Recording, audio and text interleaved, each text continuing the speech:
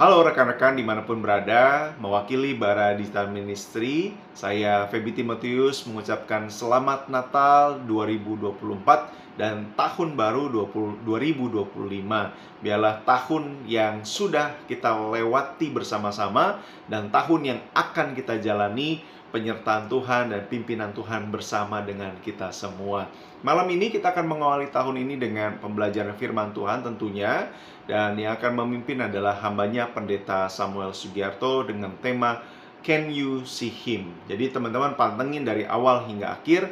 Yang kita mau belajar untuk kenal Tuhan, lihat Tuhan dalam kehidupan kita, yang akan memampukan kita melewati dan melangkah di tahun ini dengan penuh dengan sukacita. Mari kita berdoa. Tuhan Yesus, terima kasih malam hari ini kami rindu untuk melihat karya-Mu dinyatakan dalam perjalanan iman kami. Tentu ada banyak hal yang sudah kami lalui di tahun 2024 yang penuh dengan pesona daripada Tuhan yang membuat kami takjub akan kemuliaan Engkau. Karena itu berkatilah kami belajar malam hari ini bersama dengan hamba-Mu Pendeta Samuel Sugiarto. Di dalam nama Tuhan Yesus kami bersyukur. Amin. Selamat malam Pak Samuel, saya persilakan Pak. Ya, selamat malam Bapak Ibu dan rekan-rekan sekalian. Sekali lagi selamat tahun baru buat setiap kita. Sungguh bersyukur kalau kita bisa melewati tahun demi tahun di dalam kasih, anugerah, dan penyertaan Tuhan. Dan itulah yang menguatkan kita menjalani tahun baru ini. Kita tidak tahu akan ada seperti apa tantangan ke depan. Tetapi satu hal yang pasti, kita tahu bahwa Tuhan yang sudah memimpin kita melewati tahun 2024, Tuhan itu juga akan menyertai dan mengaruniakan segala hal yang diperlukan untuk kita untuk bisa menjalani tahun yang baru, yaitu tahun 2025 ini. Dan untuk mengawal seluruh proses perjalanan kita di tahun yang baru ini, saya mengajak kita merenungkan akan satu tema. Can you see him? Apakah kita bisa melihat Tuhan? Kenapa tema ini yang saya angkat? Saya rindu mengajak setiap kita di sepanjang tahun ini. Saya tidak tahu lagi ada perjalanan kita bakal seperti apa, apakah ada tantangan, kesulitan yang bakal kita hadapi, bentuk dan wujudnya seperti apa. Tetapi satu hal yang saya rindu adalah kita bersama-sama berdoa. Tuhan, biarlah di dalam perjalanan ini, satu hal yang saya mau lihat, bukan kesulitan, bukan masalah saja, bukan juga sekedar berkat-berkat Tuhan saja, tetapi kita rindu untuk kita bisa melihat Tuhan dengan lebih jelas lagi. Sehingga itulah yang menolong kita dan menguatkan kita ketika kita sadar bahwa Tuhan itu kita sanggup melihat Tuhan berjalan bersama dengan kita. Disitulah kita akan kuat untuk hidup terus di dalam topangan anugerahnya dan hidup menyatakan anugerah Tuhan. Nah, maka di dalam perenungan ini saya mengajak kita mencoba belajar apa sih yang dimaksudkan tentang melihat Tuhan tersebut. Karena tentu saja saya yakin dan percaya kalau kita mengamati teks Alkitab, kita akan tahu bahwa Alkitab memberitahu tidak ada satu orang pun yang bisa melihat Allah. Di dalam perjalanan bangsa Israel, Musa ketika kemudian berhadapan dengan wajah dengan Tuhan. Tentu saja bukan dalam pengertian literal, tapi betul-betul ada perjumpaan intim yang terjadi antara Tuhan dan Musa. Disitulah kemudian Musa minta untuk mendapatkan belas kasihan Tuhan, melihat Tuhan. Tuhan pun mengizinkan. Tapi kalau kita tahu Tuhan itu menyembunyikan Musa di dalam lekukan gunung, terus kemudian Tuhan menutupi Musa dengan tangannya, baru Tuhan lewat dan Musa cuma diizinkan melihat belakangnya. Dan itu pun kita ketahui setelah Musa melihat segala kemuliaan tersebut, Musa turun. Orang-orang itu tidak tahan melihat wajah Musa. Kenapa? Karena penuh dengan gambaran kemuliaan Tuhan. Maka kalau tanya, apa sih artinya kita itu melihat Tuhan? Saya mengajak kita coba melihat 3 arti atau 3 definisi. Yang pertama, melihat Allah itu berarti mengenal Allah dengan lebih baik lagi. Ketika kita percaya bahwa saya mau melihat Tuhan, kita mau berdoa, Tuhan saya ingin melihat Engkau tahun ini. Maksudnya bukan melihat wajahnya Tuhan. Maksudnya bukan cuma sekedar melihat pekerjaannya Tuhan. Tapi kita rindu untuk mengenal Allah itu dengan lebih baik lagi. Saya tidak tahu sepanjang tahun-tahun yang sudah lewat, seberapa jauh kita mengenal Allah. Dan pengenalan-pengenalan tersebut didasarkan dari apa? Dengan cara apakah kita belajar mengenal Allah tersebut? Hari ini saya takut, Bapak Ibu. Ada begitu banyak orang Kristen yang mengenal Allah itu dengan blur. Artinya apa? bisa sih seperti orang tuh, seperti saya ini yang punya minus, maka itu kenapa saya pakai kacamata. Saya kalau melepas kacamata, maka saya bisa melihat apa yang ada di depan saya. Saya bisa melihat nih akan layar komputer saya bisa melihat nih akan ada gambar wajah saya, tetapi nggak jelas. Melihat sesuatu, tetapi tidak jelas, blur. Gitu. Nah, saya khawatir kita seringkali melihat Tuhan juga dengan blur, tidak jelas, tapi bukan sama sekali kita tidak melihat Tuhan tersebut. Nah, kalau tanya apa yang menyebabkan kita itu melihat Tuhan itu bisa dalam kondisi yang blur atau tidak jelas tersebut.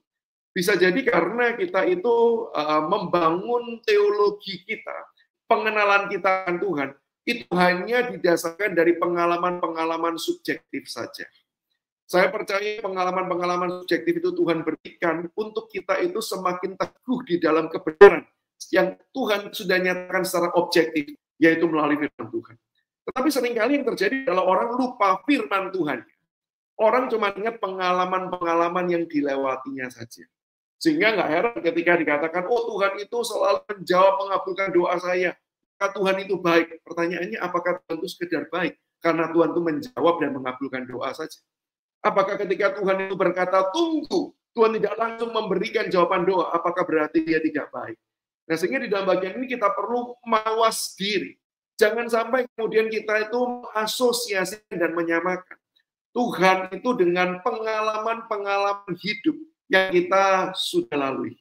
Apalagi kita tahu, seringkali Tuhan itu bukan selalu berkata yes di dalam segala permohonan kita. Tapi bahkan Tuhan kadang-kadang tuh menyerahkan kita pada hawa nafsu. Sehingga bisa jadi kita mendapat sesuatu, tetapi bukan karena memang Tuhan menginginkan dan hal itu adalah sesuatu hal yang memang sangat baik terjadi dalam kehidupan kita. Seringkali bisa jadi itu nafsu kehidupan kita, di mana Tuhan memang izinkan. Tuhan biarkan kita hidup di dalam hawa nafsu. Karena Alkitab pun mengatakan di dalam kejatuhan dan kegagalan pun Tuhan tetap bisa mendatangkan yang baik. Sehingga kita perlu mawas jangan sampai pengalaman-pengalaman subjektif itu mendikte dan membuat kita membangun teologi atau membangun pengenalan kita akan Tuhan hanya sekedar dari pengalaman subjektif. Atau ada mungkin sebagian orang yang membangun teologi itu dari kutipan-kutipan populer. Saya meyakini bahwa kutipan-kutipan itu baik. Kutipan-kutipan itu menolong kita akan mengingat kebenaran-kebenaran yang sudah kita pelajari di dalam Alkitab. Tetapi jangan sampai Alkitabnya kita singkirkan. Kita hanya mengandalkan kutipan-kutipan saja. Seringkali kutipan-kutipan itu ada di dalam sebuah konteks. Kutipan-kutipan tersebut diciptakan orang, dibuat oleh orang di dalam sebuah waktu tertentu, konteks tertentu. Mungkin untuk menjelaskan bagian-bagian tertentu. Sehingga nggak bisa kemudian kita hanya mendasarkan pengenalan kita akan Tuhan dari kutipan-kutipan yang sifatnya itu populer. Atau mungkin sebagian orang berkata, enggak Pak, kita kalau kutipan kita enggak lah. Kita nggak mendasarkan pengenalan kita dari kutipan. Tapi dari ayat Alkitab. Saya sungguh bersukacita kalau kita membaca Alkitab untuk mengenal Tuhan. Tapi pertanyaannya jangan sampai kita juga penggal-penggal ayat Alkitab. Lalu kemudian dari sepenggal ayat Alkitab tersebut kita bangun teologi kita. Seolah-olah Allah itu hanya digambarkan dengan satu ayat itu saja. Tanpa ada dukungan, tanpa kemudian ada pembelajaran konteks yang lebih utuh. Hati-hati.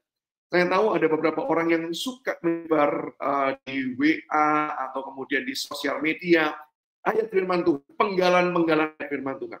Baik, saya tidak mengatakan itu hal yang buruk. Tapi jauh lebih baik kalau kemudian juga ada penjelasannya. Karena terkadang penggalan-penggalan tersebut tidak dipahami konteksnya. Itu bisa mengakibatkan kita memahami dengan cara yang keliru. Maka itu ada baiknya ketika kita men-share ayat Alkitab, kita itu juga menjelaskan secara singkat, secara jelas, ringkas, kira-kira apa sih maksud teks tersebut. Atau sebagian orang membangun pengenalan akan Tuhan, membangun kerangka teologinya, itu dari percampuran ajaran-ajaran.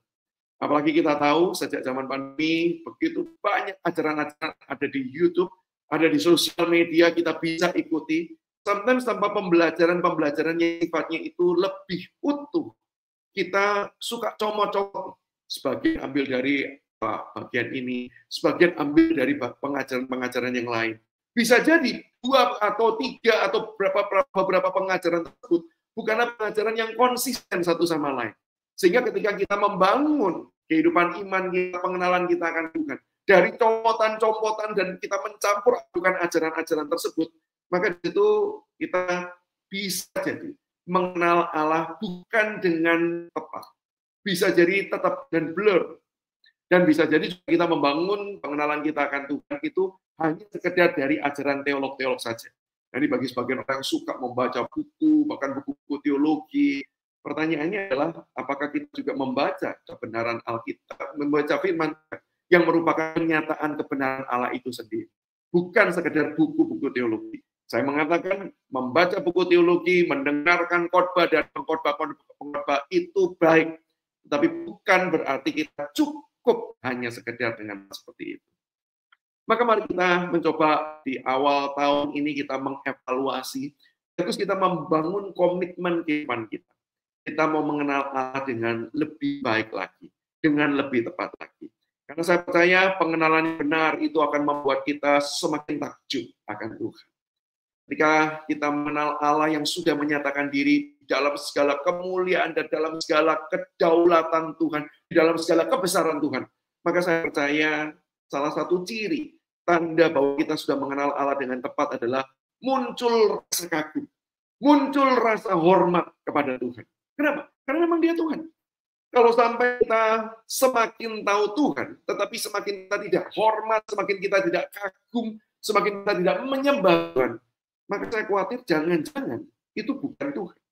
Jangan-jangan itu sekedar teori.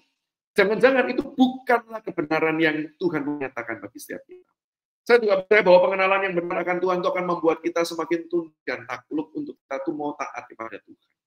Ketika kita semakin sadar bahwa Dia itu adalah Tuhan, Dia itu adalah Lord, Dia itu adalah Master dalam kehidupan ini, maka bukankah seharusnya kita semakin tunduk dan taat kepada Dia. Dan pengenalan yang benar akan Tuhan akan membuat kita semakin merindukan Tuhan dari hari demi hari. Karena saya percaya ketika kita mengenal Tuhan dengan benar, maka disitulah saya percaya Tuhan itu indah. Keindahan Tuhan itu jauh mempesona dari segala sesuatu yang lain.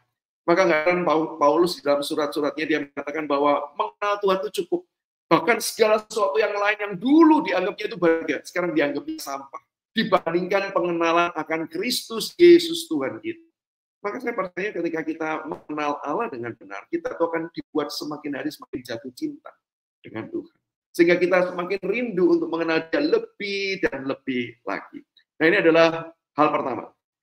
Melihat Tuhan itu berarti kita belajar mengenal Allah dengan lebih benar, mengenal Allah dengan lebih baik lagi. Yang kedua, melihat Allah itu berarti kita itu peka akan kehadiran Allah dalam segala situasi. Alkitab memberitahu kita bahwa Allah itu turut bekerja dalam segala sesuatu. Maka saya yakin dan percaya ketika kita itu dikatakan mengenal Allah, melihat Allah dengan lebih baik, maka kita tuh bisa melihat kehadiran Tuhan, campur tangan Tuhan di dalam segala sesuatu. Karena Allah bekerja di dalam segala sesuatu. Hal ini kalau kita amati dalam Alkitab, kita bisa belajar dari pelajaran yang kontras. Kontras itu artinya yang bertentangan. Kalau kita membaca misalnya di dalam Bilangan 22 ayat 21 sampai 34, kita mengetahui bahwa Nabi Bileam itu diutus oleh Balak untuk mengutuki Israel, tapi Tuhan kemudian tidak menginginkan hal tersebut. Tuhan berkata, pergilah, tetapi apa yang kau sampaikan haruslah datang dari Tuhan, bukan yang kemudian diinginkan oleh Raja Balak tersebut. Dan di dalam perjalanan itu, sebuah kisah yang populer, sebuah kisah yang saya percaya banyak orang Kristen tahu adalah Balak itu pergi dan keledai itu tiba-tiba jalan itu menyimpang. Nah, Balak itu merasa, kamu kenapa sih kok kamu tuh jalannya menyimpang gitu ya? Lalu kemudian pukul keledainya, dia berusaha lagi, tapi tetap menyimpang. Sampai pada akhirnya kemudian keledainya itu bisa berbicara. Ketika keledainya itu bisa berbicara, kemudian ditunjukkan bahwa ada malaikat Tuhan yang berjaga-jaga di sana. Yang anehnya adalah Bileam tidak melihat hal tersebut. Gambaran Alkitab ini menunjukkan bahwa sebodoh-bodohnya keledai. Keledai itu peka. Keledai itu melihat akan kehadiran Allah. Dan kemudian dia tunduk, dia nggak berani melawan. Maka itu jalannya menyimpang karena malaikat Tuhan itu berjaga-jaga di sana. Maka hal ini seharusnya juga membuat kita mawas dan kita perlu perhatian. Jangan sampai kita itu tidak peka akan kehadiran Allah. Tidak mereka melihat akan pekerjaan-pekerjaan Tuhan yang Tuhan itu kerjakan di dalam seluruh kehidupan kita. Baik itu melalui berkat-berkat kita, bahkan juga mungkin melalui penderitaan, pergumulan, dan tantangan yang kemudian kita alami. Demikian juga kalau kita melihat misalnya kisah di dalam 2 Raja-Raja 6 ayat 8 sampai 23, maka kita mendapati itu Elisa dan bujangnya yang kemudian sedang berperang melawan Raja Aram yang berusaha menangkap Nabi Elisa. Yang menarik adalah Elisa tidak khawatir. Bujangnya takut ketika melihat tentara-tentara itu sudah menguasai sekeliling rumah mereka. Kenapa Elisa tidak takut? Maka kemudian Elisa menunjukkan kepada bujangnya itu. Dan dia berdoa memohon supaya Tuhan membukakan mata bujangnya tersebut, melihat bahwa di tengah-tengah kepungan Raja Aram, Elisa melihat bahwa tentara Allah menjaga itu jauh lebih besar, lebih kuat. Sehingga di sini kita melihat kepekaan melihat Allah yang bekerja di dalam situasi-situasi kehidupan. Itu menolong Elisa untuk kemudian tenang, tunduk, dan taat kepada Tuhan. Nah, maka saya dan percaya Bapak Ibu dan rekan-rekan, semakin kita itu peka akan kehadiran Tuhan. Maka cirinya apa sih orang yang peka? Semakin dia bisa bersyukur. Kenapa bersyukur? Karena saya percaya bahwa ketika Tuhan itu bekerja dalam segala sesuatu, dia bekerja untuk mendatangkan kebaikan. Dia bukan bekerja mendatangkan kerugian, kehancuran, tetapi dia bekerja untuk menolong setiap orang itu bertumbuh semakin serupa Kristus. Maka ketika kita melihat bahwa di dalam cara apapun, bahkan sampai kejatuhan di dalam dosa, yang Tuhan biarkan dan Tuhan izinkan kita mengalami hal tersebut, itu tidak membuat hidup kita tuh hancur total. Tetapi Tuhan sanggup memakai itu untuk kemudian menjadikan kita pribadi yang semakin baik lagi. Pribadi yang semakin menggambarkan akan kemuliaan Allah. Kejatuhan bisa Tuhan bahkan menjadi proses pembentukan kehidupan setiap kita. Sehingga bukankah hal tersebut harusnya membuat kita penuh dengan ucapan syukur. Tidak ada satupun bagian dalam kehidupan kita yang kemudian terlepas dari tangan kasih setia Tuhan. Sehingga apapun yang menimpa kehidupan kita, Tuhan tahu, Tuhan bekerja dari semua hal tersebut, sehingga kita bisa menaikkan puji syukur hormat kita kepada Tuhan. Semakin peka akan kehadiran Allah itu selalu membuat kita semakin menyadari seluruh hal di dalam kehidupan kita itu pelayanan. Pelayanan itu bukan cuma di gereja, pelayanan itu bukan cuma sekedar tentang aktivitas rohani, tetapi sehari-hari kehidupan di dalam keluarga itu pelayanan. Ya, ketika kita berrelasi dengan pasangan kita, berrelasi dengan anak-anak kita, itu bentuk pelayanan kita kepada mereka. Ketika kita bekerja, itu pelayanan kita. Meskipun mungkin tidak ada kaitan yang sangat erat dengan urusan-urusan rohani, tetapi dunia ini adalah miliknya Tuhan. Dunia ini perlu kembali dipersembahkan kepada Tuhan. Maka seluruh hal yang kita kerjakan harusnya bentuk pelayanan kita kepada Tuhan. Rasul Paulus mengingatkan dalam surat Korintus, jika kamu makan, jika kamu minum, jika kamu melakukan segala sesuatu yang lain, lakukanlah untuk kemuliaan Tuhan. Bahkan makan, minum, hal-hal yang sederhana dan remeh, semuanya itu perlu kita kerjakan untuk memuliakan nama Tuhan. Dan saya yakin dan percaya kepekaan kita melihat Tuhan bekerja, membuat kita itu juga peka akan dosa dan kesalahan. Nggak heran kalau kita misalnya membaca di dalam Matius 5 ayat 20, Matius 5 ayat 8, khotbah di bukit. Berbahagialah orang suci hatinya karena mereka melihat Allah. Kenapa orang melihat Allah dikatakan suci hatinya? Karena orang yang peka, orang yang tahu kehadiran Allah, orang yang tahu bahwa Allah itu suci. Maka itulah yang mengubah kehidupan dia, mengubah cara pandang dia, mengubah hatinya, melihat segala sesuatu. Sehingga dia semakin peka, mana yang baik, manakah yang menyenangkan Allah, manakah yang memuliakan Allah. Pekaan itu membuat kita juga peka. Mana dosa, mana salah, dan manakah yang Tuhan inginkan terjadi di dalam kehidupan setiap kita. Ini yang kedua. Mengenal Allah atau melihat Allah berarti peka akan kehadiran Tuhan di dalam segala situasi. Dan yang ketiga, yang terakhir, melihat Allah itu berarti mengetahui tujuan yang harus dicapai. Sekali lagi ya, melihat Allah itu berarti tahu nih, goalnya, tahu tujuan apa yang harus dicapai. Sekali lagi, kalau kita memperhatikan konteks Matius di dalam Matius 5 ayat 8 tadi, mereka akan melihat Allah dituliskan di dalam bentuk future, tentang masa depan. Nah, Bapak Ibu, sebagian penafsir itu meyakini bahwa teks ini membicarakan tentang nanti, di akhir itu. Kalau kita suci hatinya, maka nanti kita itu akan masuk surga. Dan siapa yang akan kita coba di surga? Bukankah kita akan melihat Allah? Sehingga ini berbicara mengenai kehidupan setelah kematian tersebut. Tapi saya meyakini Bapak Ibu bahwa sebenarnya bagian ini bukan sekedar menggambarkan tentang masa depan eskatologi yang sangat panjang tersebut nanti ketika kita meninggal. Tetapi saya percaya bahwa itu juga membicarakan tentang melihat Allah di dalam situasi saat ini. Membicarakan tentang bahwa kita itu tahu Tuhan itu mengarahkan kita kemana. Karena ketika kita itu suci hatinya, kita mau taat dan tunduk mengikut Tuhan. Tuhan itu berjalan di depan kita dan memimpin kita. Sehingga kita tuh tahu, kemana sih kita harus melangkah? Kemana sih kita ini harus hidup? Ke arah mana sih kita harus memilih di dalam pilihan kehidupan setiap kita? Itulah melihat Allah. Kita tuh sanggup kemudian mengetahui jalan mana, tujuan mana yang kemudian harus dicapai. Sehingga saya percaya ketika kita berkata melihat Allah dalam pengertian kita tahu tujuan, maka kita berbicara mengenai apakah kita akan panggilan Tuhan. Saya dan percaya sepanjang kita itu masih Tuhan izinkan hidup di dalam dunia ini, maka itu artinya Tuhan masih bekerja melalui hidup kita dan di dalam hidup setiap kita. Maka kita perlu senantiasa menggumulkan Tuhan.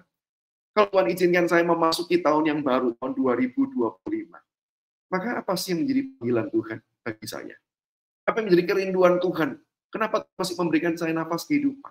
Apa yang perlu saya kerjakan dan lakukan? Melihat Tuhan, dengan kita tahu tujuan itu berarti kita peka melihat segala sesuatu yang terjadi sebagai upaya Tuhan untuk mengarahkan kita memenuhi panggilan Tuhan tersebut. Ketika kita hidup, Tuhan itu memimpin kehidupan kita untuk memenuhi tujuannya. Maka kita tahu nih, segala sesuatu yang Tuhan izinkan terjadi dalam kehidupan kita, itu bukan sesuatu hal yang acak. Itu bukan cuma sekedar karena Tuhan sayang kita, maka, oh ini baik, maka Tuhan kasih. Bukan. Segala sesuatu yang Tuhan izinkan terjadi, itu adalah cara Tuhan mengarahkan hidup kita. Bisa jadi itu membuat kita berbelok untuk bisa memenuhi panggilan Tuhan. Bisa jadi itu adalah membuat kita berjalan lurus untuk mengikuti Dia. Segala sesuatu itu Tuhan arahkan untuk kita bisa tunduk dan taat kepada Dia. Dan saya juga percaya ketika kita melihat Tuhan dan kita tahu Tuhan itu memimpin kemana, berarti hal itu berbicara kesadaran akan suara Tuhan untuk kita melakukan sesuatu demi kemuliaannya dalam keseharian hidup kita. Maka saya juga mendorong setiap kita, ini bukan cuma berbicara mengenai panggilan hidup yang sifatnya besar, tapi panggilan keseharian kita. Di dalam pekerjaan kita hari ini, atau pekerjaan kita besok, ketika kita datang ke kantor, kita masuk ke kantor, atau kita melakukan pekerjaan kita di toko kita, atau kemudian kita di jalan, kita mau dengar, Tuhan gerakkan saya dan Tuhan pimpin saya ini untuk melakukan apa sih? Dengan kacamata dan perspektif ini, maka saya percaya, kita bisa menjumpai orang yang sama. Kita bisa melakukan rutinitas yang sama, tetapi kita tidak akan melakukan semangat yang sama. Karena bisa jadi ada setiap hari itu adalah momen-momen tertentu di mana Tuhan memanggil kita untuk menjadi berkat bagi orang-orang tertentu yang Tuhan hadirkan di dalam kehidupan setiap kita. Sehingga inilah melihat Tuhan. Kita tahu, kita Tuhan pimpin, dan mari kita belajar tunduk dan taat kepada Dia. Kiranya firman Tuhan ini menolong kita memulai tahun ini. Kita rindu dan kita mau berdoa bersama-sama. Tuhan, aku mau belajar melihat Engkau di tahun ini. Tuhan memberkati setiap kita. Amin. Baik, terima kasih Pak Samuel untuk penjelasannya malam hari ini. Ini bukan saja ini mengawali tahun kita dengan sangat baik Pak ketika tadi ada ajakan untuk melihat Tuhan di tahun ini. Tapi dalam konteks, pertanyaan dalam konteks secara praktis Pak, ini bagaimana sih Pak melihat, kita bisa melihat Tuhan, melihat Allah dalam kehidupan kita pribadi lepas pribadi Pak? Ya, tentu saja tadi kita sudah belajar tentang gambaran yang sangat besar ya, konsep yang sangat besar. Kalau tanya secara praktis, bagaimana sih kita itu bisa melihat Tuhan dalam kehidupan kita? Kalau rekan-rekan ingat tadi di awal saya sangat menekankan mengenai pembelajaran firman Tuhan. Karena saya percaya bahwa memang Tuhan itu bisa bekerja dengan semua cara apapun. Dengan semua cara. Tuhan bisa bekerja melalui pengalaman hidup kita, Tuhan bisa bekerja melalui orang-orang yang kita jumpai, Tuhan bisa bekerja dengan cara apapun. Tapi saya percaya bahwa Tuhan itu bekerja dengan sangat leluasa.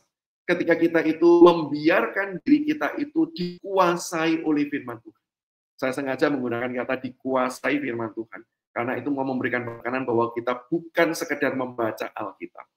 Kita bukan cuma sekedar melakukan ritual disiplin rohani ini. tapi kita membiarkan firman itu yang kemudian berbicara, menguasai kehidupan setiap kita. Kita mau tunduk, kita mau taat. Maka kalau tanya bagaimana kita bisa melihat Allah dalam kehidupan kita, ya belajar Alkitab. Mau tidak mau itu merupakan bagian yang penting di dalam kehidupan setiap kita. Dan terkait dengan hal tersebut, ini fondasi dan dasar. Maka kita juga bisa melihat Allah itu ketika kita mengizinkan Tuhan itu berbicara secara personal, melalui waktu-waktu perhentian. Maka saya percaya kita perlu membuat pause di dalam kehidupan setiap kita. Yang dimaksudkan dengan pause itu bukan cuma sekedar kita nggak bekerja atau kita diam, tetapi lebih pada kita mau betul-betul mendengar Tuhan. Kita betul-betul mau mengarahkan pikiran dan hati kita itu kepada Tuhan. Bisa jadi di dalam satu hari kita mengambil waktu pause, itu yang biasanya disebut sebagai tradisi gereja sebagai waktu teduh atau saat teduh atau waktu meditasi, apapun tradisi yang kekristenan kita gunakan kalimatnya ya atau istilahnya. Tapi itu adalah waktu pause di mana kita tuh betul-betul bisa jadi kita berdoa, bisa jadi kita itu menyembah Tuhan melalui pujian-pujian. Itu adalah waktu di mana kita mengarahkan hati dan pikiran kita kepada Tuhan. Karena saya percaya itulah waktu kita seolah-olah berkata kepada Tuhan, ini waktunya. Aku mau membiarkan Engkau sendiri yang kemudian menyapa kehidupanku dan menuntun arah kehidupanku. Sekali lagi, tentu firman Tuhan menjadi dasar di dalam waktu pause-pause tersebut kehidupan setiap kita. Sehingga kita membaca firman, kita membiarkan diri dengan memberikan pause kehidupan kita, begitu ya. Dan saya yakin dan percaya yang ketiga, itu adalah kita bisa melihat Allah atau Tuhan itu bisa menyatakan diri kepada setiap kita melalui komunitas. Maka itu saya sangat mendorong di tahun yang baru itu mari kita berkomunitas. Terkhusus kalau ada rekan-rekan yang mungkin selama ini berpikir, sudahlah, setelah pandemi kita ini bisa kok beribadah itu secara online. Tentu bisa. Tetapi tentu itu bukan yang ideal. Maka saya mendorong kita kembali berkomunitas. Bukan cuma sekedar hadir, bukan cuma sekedar mengikuti ibadah, tetapi kita berkomunitas. Karena melalui komunitas-komunitas itulah kita diajak untuk melihat Allah. Sebagai contoh, kita tuh bisa tahu tujuan arah kehidupan kita. Seperti poin yang tadi kita pelajari di poin yang ketiga. Kita tahu Tuhan memimpin kita dari mana. Dari mana caranya? Bisa jadi kalau kita baca Alkitab, kan tidak langsung applicable dalam kehidupan kita. Bisa jadi ketika kita berdoa, kita kan tidak mendengarkan audible. Tuhan itu berbicara kepada kita. Tetapi ketika kita berkomunitas, kita tuh bisa diarahkan. Tuhan bisa pakai orang-orang yang ada di sekeliling kita. Tuhan bisa pakai hamba-hamba Tuhan yang kemudian membimbing kehidupan setiap kita. Untuk kita tuh berjalan mengikut Tuhan. Maka itu komunitas itu sangat penting dalam kehidupan. Maka 3 hal inilah yang saya percaya menolong setiap kita untuk kita bisa melihat Tuhan dengan lebih baik. Baik, Pak. Baik, terima kasih untuk 3 hal itu. Tapi ini jadi meneruskan pertanyaan dari jawaban Pak Samuel, Pak. Nah, ketika kita dalam kehidupan kita, Pak, misalnya, apakah ada atau kemungkinan kita itu salah mengenali Tuhan? Sebagai contoh, misalnya tadi kita sudah baca Alkitab, sudah merenungkan, tetapi yang kita pahami itu ternyata nggak benar, atau misalnya bukan tidak sesuai dengan apa yang sebenarnya dimaksudkan Alkitab itu. Bukankah itu jadi bertentangan dengan apa yang harusnya kan kita mau kenal, tapi ternyata kita salah paham, Pak. Betul. Ya. Kalau ditanya apakah bisa, tidak jelas jawabannya bisa. Karena satu, kita manusia yang terbatas di dalam pengenalan kita kepada Tuhan. Tapi bukan cuma sekedar urusan terbatas, kita ini berdosa. Di dalam keberdosaan kita itu lebih suka mengenal Allah dengan cara yang salah. Karena mengenal Allah dengan cara yang benar itu membuat kita harusnya tunduk dan taat pada Tuhan. Kita lebih suka itu membuat Tuhan. Atau istilah Alkitabnya adalah membuat berhala di dalam kehidupan setiap kita. Berhala itu macam-macam. Bisa jadi itu patung, bisa jadi itu sesembahan, bisa jadi itu adalah konsep Tuhan yang kita ciptakan. Dan kemudian kita mau Tuhan yang seperti itu memimpin kehidupan setiap kita. Sehingga kalau tanya mungkin atau tidak, jawabannya mungkin. Maka kalau ditanya lebih lanjut, nah terus bagaimana dong? Padahal kita caranya sudah baca Alkitab. Kita sudah pause nih, kita sudah berdoa, kita sudah mencoba mendengar suara Tuhan, tapi tetap bisa salah. Nah, di dalam bagian ini satu hal yang saya ingin tekankan bagi setiap kita dan harusnya ini menjadi kekuatan, harapan, dan pegangan dalam kehidupan kita. Rekan-rekanku, Tuhan itu yang jauh lebih ingin kita tuh mengenal Dia ketimbang kita yang ingin mengenal Tuhan. Saya ulangi ya, Tuhan itu yang jauh lebih ingin kita itu bisa mengenal Dia daripada keinginan kita sendiri mau mengenal Tuhan. Maka dengan kesadaran hal tersebut, kita tuh tahu kalau Tuhan yang ingin kita kenal Dia, Tuhan tuh yang akan nyatakan diri. Ketika kita membaca Alkitab, maka kita tahu bukan cuma upaya manusia, kita itu berusaha mengenali Tuhan dengan pembelajaran konteks, dengan pembelajaran bahasa, dengan studi, dan lain sebagainya. Itu memang bagian hidup kita. Tapi Tuhan juga bekerja menyatakan diri kepada setiap kita. Maka dengan dasar itu, ini harusnya menjadi kekuatan kita untuk it's okay. Ketika Tuhan itu memanggil kita untuk mengenal Dia, Tuhan itu yang akan menyatakan dirinya dengan semakin lebih jelas. Tuhan itu akan memimpin kehidupan setiap kita. Tuhan itu akan menolong setiap kita. Saya dan percaya di dalam pengalaman kehidupan kita di tahun-tahun yang lalu, kita juga pernah tuh belajar mengoreksi teologi yang kita bangunkan. Mungkin istilahnya terlalu berat ya, tapi mungkin istilah sederhana begini. Kita tuh pernah kok dalam perjalanan kita itu kita salah, lalu kemudian kita berkata, iya ya dulu tuh aku kenal Tuhan yang seperti itu. Sekarang saya tahu Tuhan itu tidak seperti itu. Saya kasih contoh hidup saya sendiri saja ya. Di dalam pengalaman saya mengikut Tuhan, saya pernah punya konsep bahwa Tuhan itu Tuhan yang suka hitung-hitungan. Maka kalau saya sudah kerjakan ini, Tuhan baru balas. Kalau saya kerjakan yang lain lagi lebih besar, maka Tuhan akan balas lebih besar. Tapi Alkitab kan memberitahu bahwa sebelum kita mengerjakan apa-apa, Tuhan sudah kerjakan. Bahkan yang Tuhan kerjakan jauh lebih besar, yaitu karya kayu salib. Pengorbanannya bagi setiap kita, penebusannya bagi setiap kita. Sehingga bukan kita berbuat, lalu Tuhan itu lakukan. Tidak. Tuhan sudah lakukan yang terbaik. Kita itu dipanggil untuk meresponi, dan kita itu dipanggil untuk menyatakan kasih kita. Karena kita sudah merasakan kasih Tuhan terlebih dahulu. Sehingga ketika kita sudah menyatakan kasih, terus Tuhan berikan anugerah lagi, itu bonus. Itu bonus. Karena Tuhan sudah beri yang terbaik di depan. Sehingga dulu saya punya konsep bahwa kita harus kerjakan sesuatu dulu. Maka saya ingat, saya pernah lupa baca Alkitab. Terus sepanjang hari itu rasanya, aduh kerjaan semua tidak beres. Lalu kemudian saya pikir-pikir, apa ya hari ini kok tidak beres-beres? Oh iya, lupa baca Alkitab. Nah, ini kan konsep yang keliru. Nah, dalam perjalanan kehidupan iman saya akhirnya dapat, iya ya. Enggak sih.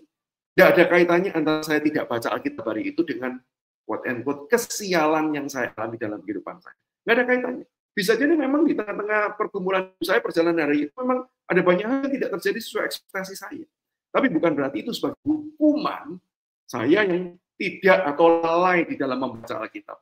Tentu saya bersyukur karena dengan pergumulan kehidupan yang saya hadapi hari itu, saya diingatkan untuk kembali membaca Alkitab. Tetapi itu bukan Tuhan yang benar. Nah, ketika saya belajar lebih firman Tuhan lebih dan lebih lagi, saya diingatkan bahwa ini salah. Sehingga sekarang saya perlu meninggalkan konsep seperti itu. Nah, dengan kita melihat bahwa perjalanan iman kita tuh sangat memungkinkan Tuhan biarkan kita tuh, dibiarkan kita tuh, pertama-tama bisa jadi kita ini salah konsep. Tapi Tuhan akan biarkan itu selama-lamanya. Tuhan ajar kita, Tuhan bantu kita, Tuhan akan pertumbuhkan kehidupan setiap kita. Sehingga saya mau tekankan dan highlight dalam hal ini adalah, rekan-rekanku, mengenal Allah itu memang panggilan Tuhan. Tetapi mengenal Allah itu juga adalah karya Tuhan yang mau menyatakan dirinya lebih dan lebih lagi dalam kehidupan kita melalui segala sesuatu. Melalui pembacaan firman Tuhan, melalui pengalaman kita, melalui komunitas di mana Tuhan itu izinkan kita ada di sana. Sehingga dengan dasar ini, kita tidak perlu takut, kita tidak perlu cemas, mari kita lakukan bagian kita yang terbaik. Belajar Alkitab sebaik mungkin. Nah, dalam hal ini, jangan kemudian lalai. Pokoknya baca Alkitab, tidak perlu buku-buku teologi, tidak perlu studi Alkitab yang mendalam. Pokoknya baca Alkitab cukup, saya bisa mengerti. Tuhan akan nyatakan sendiri pada saya. Berarti itu kelalaian dalam hidup saya. Itu kelalaian yang keluar dari diri saya. Mari kita lakukan bagian kita. Belajar Alkitab sebaik-baik. Mari kita berdoa, beribadah sebaik-baik, mengarahkan hati kita kepada Tuhan. Dan percayalah Tuhan yang akan memimpin dan menolong kehidupan setiap.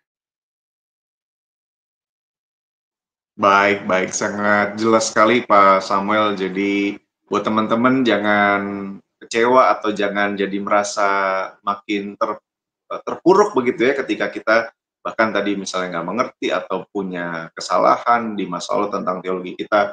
Dan rasanya betul Pak, semua orang termasuk saya juga mengalami banyak hal dalam kehidupan dan fase iman yang beragam, dan tapi tadi luar biasanya Tuhan nggak biarkan kita untuk kita dalam keadaan kita. Tuhan pasti bangun kita bahkan juga setiap hari dalam kesempatan-kesempatan yang Tuhan berikan, entah lewat belajar video seperti ini atau di kelas atau teman-teman dalam kehidupan sehari-hari, dan terutama waktu kita merenungkan firman Tuhan. Baik, terima kasih sekali mengawali tahun ini Pak Samuel dengan catatan yang luar biasa dan lengkap buat kita semua. Jadi kita mau bersama-sama ketemu Tuhan, kenal Tuhan tiap hari supaya perjalanan hidup kita, karena Tuhan punya mandat ilahi yang mau kita jalankan bersama-sama. Saya persilakan kalau ada closing statement dari Pak Samuel dan sekaligus menolong kita untuk dalam doa, Pak. Oke, rekan-rekanku, satu kalimat saja. Mari kita belajar mengenal, melihat Tuhan dengan lebih baik lagi dalam kehidupan setiap kita. Jadikan itu sebagai bucket list, kerinduan kita, resolusi kita di tahun yang baru. Mari kita berdoa. Bapa di surga, kami bersyukur kepada Tuhan. Tuhan, Engkau baik. Terbukti Engkau sudah memimpin dan menolong kehidupan kami di masa-masa yang lalu. 1 tahun lagi sudah lewat. Semua itu bisa kami lewati karena anugerah dan penyertaan. Maka Tuhan, saat ini kami kembali akan menjalani di tahun yang baru dengan segala hal yang kami tidak ketahui, kami tidak bisa lihat. Tapi Tuhan, doa kami hari ini, kami bukan mau melihat apa yang terjadi ke depan, tapi kami mau belajar melihat Engkau. Karena itu yang membuat kami bisa tenang, itu yang membuat kami bisa merasa cukup. Ketika kami tahu apa yang akan terjadi, kami bisa semakin khawatir, karena belum tentu jalan hidup kami itu akan nyaman-nyaman saja. Tetapi kalau kami melihat Engkau, Allah yang baik, Allah yang bekerja, kami diajak mengenal Engkau dengan lebih dalam, kami dibentuk di dalam pengenalan kami akan Tuhan, dan kami tahu kemana Tuhan akan pimpin kehidupan kami, dan kami mau taat dan mengikut Engkau, maka Tuhan di situ kami boleh tenang, kami boleh rest, kami boleh merasa penuh dengan damai sukacita, karena kami tahu tangan pemeliharaan mula yang tidak pernah meninggalkan setiap kami. Terima kasih ya Tuhan, hamba-Mu berdoa dan memberkati setiap para pendengar, orang yang menyaksikan tayangan ini, Tuhan berkatilah mereka di dalam setiap pergumulan, perjalanan hidup mereka mengikut Engkau. Biarlah Engkau sendiri yang kemudian juga bekerja, menyatakan diri-Mu dengan lebih dan lebih lagi. Sehingga dari hari demi hari, kami semakin mengenal Engkau, dari hari demi hari. Kami dibuat semakin mengasihi Engkau, dari hari demi hari. Kami dibuat mau semakin tunduk dan taat hidup di dalam Engkau. Terima kasih Tuhan, dengar doa kami. Di dalam nama Yesus Kristus, Tuhan dan Juru Selamat kami berdoa. Amin. Amin. Terima kasih sekali lagi Pak Samuel buat malam hari ini sudah kita semua memberikan penjelasan dan pengertian dalam firman Tuhan, dan juga buat rekan-rekan atas atensi kebersamaan sepanjang tahun 2024, dan kita juga mau bersama-sama untuk melangkah kenal Tuhan di 2025 bersama dengan Bara Digital Ministry. Saya Feby Timotius bersama dengan Pendeta Samuel Sugiarto dan kerabat yang melayani di balik layar. Kami undur diri. Tuhan Yesus berkati kita semua. Sampai jumpa.